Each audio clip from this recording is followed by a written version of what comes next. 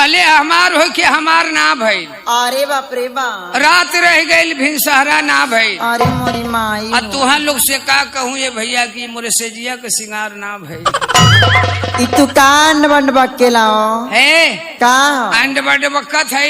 हाँ। अच्छा ये बताओ कि हमसे पूछत रही है, अब पूछत आवत है का पूछत रही है? ये पूछतानी हाँ कि तार नाम का बाटे हो? हमार नाम? हाँ। देख हम केहू के अपन नाव ना बताइला। काहे? ए मारे कि हमारे लजाई बरेले। लजाई बरेले? हाँ रे अपन नाव ना बताइला हम। कि तारा के लाज लगेला? हाँ उहा लजाई बरेले। यहाँ लजाई मत बरावा। हमार नाव का जानत यही? का नाम बा हो? हमार नाव हुआ जीजा। जीजा? हाँ हमार नाव है जीजा। बक। हाँ रे ई के नाम हो? अरे हमार नाव है जीजा। काहे हमार नाव रखा गल जीजा?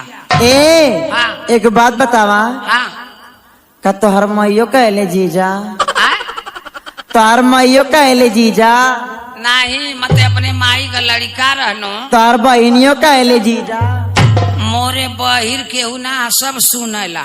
तोहर भाइयों कहला जीजा? मोरे भाई ना हम कुल सारे मर गए। ए हाँ आ तोर छोटकी मौसी के लड़कियों कहले जीजा? मोरे मौसी रहलू फर गई है ना। ऐसा ना जानत यही का हो? काहे मोर नाव रखा गल जीजा?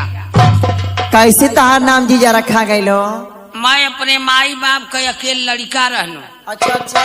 अहे तता मुठका रहनो। कितना मुटका? ये तता मुठका। निन्नी मुट्टी? हाँ इतने बड़ा रहनो। अच्छा। अका कहना मोरे गांव का इतना लड़का लेके मुखे बगीचा में चल देना। आ मैया। अम्मा बगीचा में गई नो तो खूब आम पकल है, आ खूब जामुन पकल है।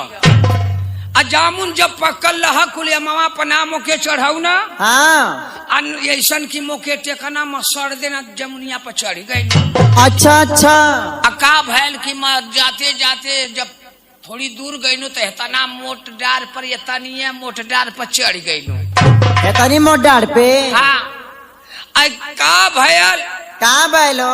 जानती है कि जामुन का डार आरर होले। अच्छा आरर होले? हाँ बड़ी नरम होले। हे कहो हाँ हम उससे नरम होले का?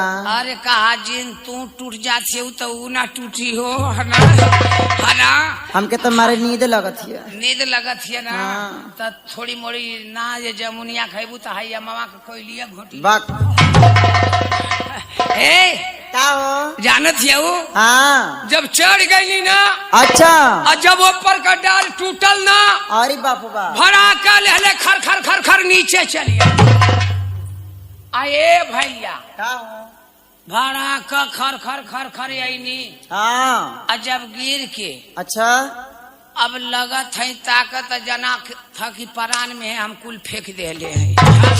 परान में का फेंक देले बाओ? गरिया और कुल। बक। हाँ एकदम कुल परान। अरे ओकर में परान फेंक देले हवा। अच्छा हाँ हम यह बुझनी।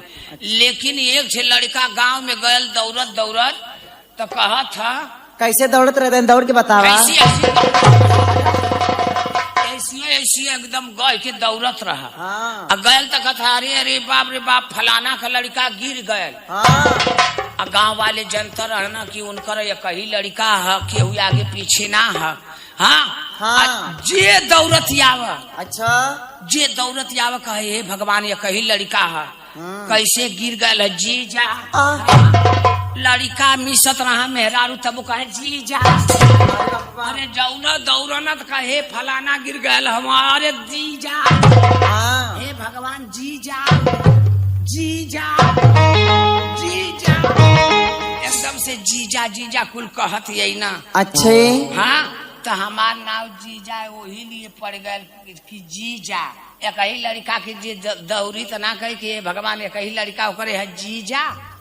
अच्छे इस तार नाम जीजा पड़ गए। हाँ तो तू कहबू जीजा। हम कहीं। हाँ ए जीजा का हो गई क्या है जीजा। बक। लेकिन वाह क्या बात है। लेकिन सुना हम का कहता नहीं।